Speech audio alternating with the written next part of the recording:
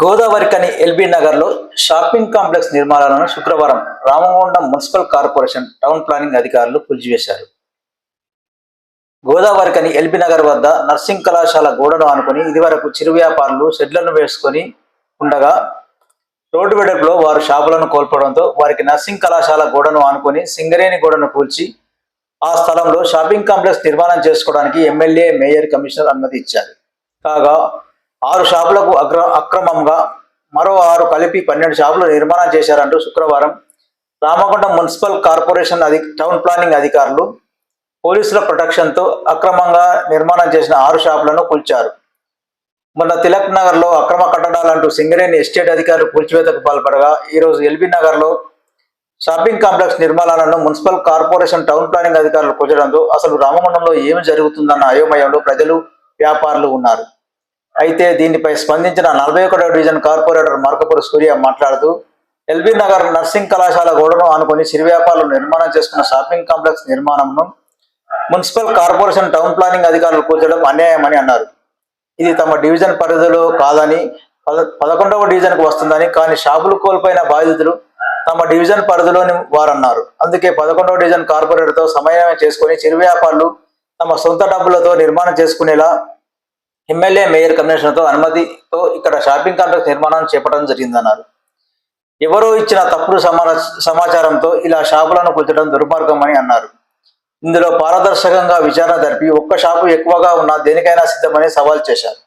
అలాగే ఎమ్మెల్యేకు పేదల పట్ల ప్రేమ ఉంటే బస్టాండ్, రాజస్ థియేటర్, తిలక్ నగర్ వద్ద నిర్మిస్తున్న షాపింగ్ కాంప్లెక్స్లకు సింగరేణి సంస్థతో ప్రొసీడింగ్లు ఇప్పించాలని, ఎక్కడెక్కడ షాపింగ్ కాంప్లెక్స్లకు కార్పొరేషన్ అధికారులు అనుమతి ఇచ్చారో ఇన్ఛార్జి కమిషనర్ అన్నశ్రీ శ్వేతపత్రం విడుదల చేయాలని, వాటికి పర్మిషన్లు ఇవ్వాలని ఎమ్మెల్యేను డిమాండ్ చేశారు.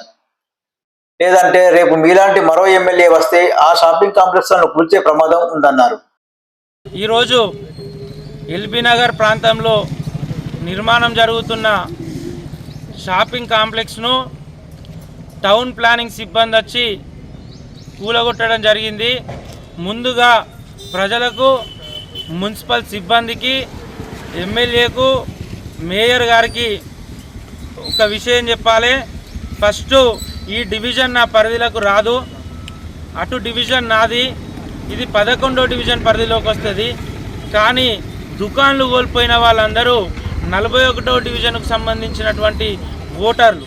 వాళ్ళకి ఎవరికి అన్యాయం జరగకుండా కోల్పోయిన వాళ్ళందరికీ రూములు వచ్చే విధంగా ఈ డివిజన్ కార్పొరేటర్ తోటి సమన్వయం చేసుకొని ఈ కాంప్లెక్స్ను నిర్మాణం చేసుకోవడానికి వాళ్ళకు సహకరిస్తే వాళ్ళందరూ ఎవరికి వాళ్ళు డబ్బులు వేసుకొని ఈ కాంప్లెక్స్ను నిర్మాణం చేయడం జరిగింది. ఈ దశలో కనీసం ఇక్కడ ఎన్ని దుకాన్లు ఉన్నాయి, ఎవరెవరికి దుకాన్లు ఉన్నాయి, ఎవరికి ఏ సైజుల దుకాన్లను అప్పచెప్పడం జరిగింది, పక్కకున్న వినాయక మండపానికి ఎంత జాగిచ్చారు అనే ప్రైమరీ ఎంక్వైరీ లేకుండా రాజకీయ కోణంలో, రాజకీయ కక్షతోటి ఈరోజు ఈ కాంప్లెక్స్ను జేసీబీలతోటి ధ్వంసం చేయడం జరిగింది.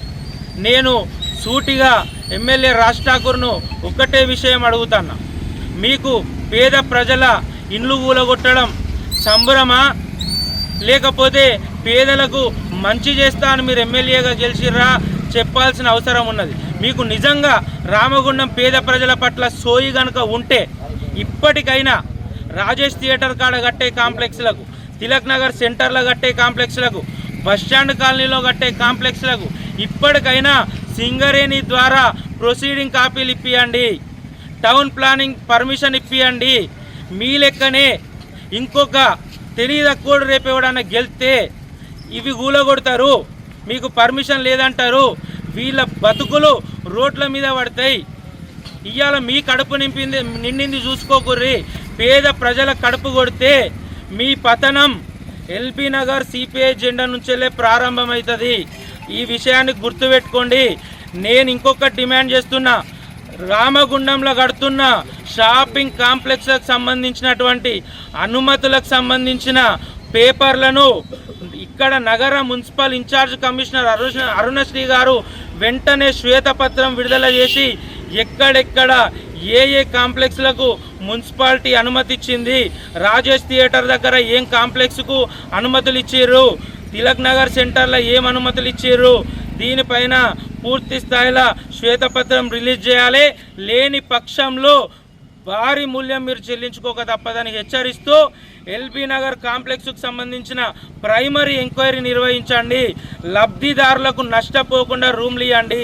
ఇక్కడ షాపింగ్ కాంప్లెక్స్లో రూము కోల్పోయినా ఒక్కనికి మీరు రూమ్ ఇవ్వకపోయినా కూడా మిమ్మల్ని నడి బజార్లో నిలబెడతామని చెప్పి నేను హెచ్చరిస్తా ఉన్నాను.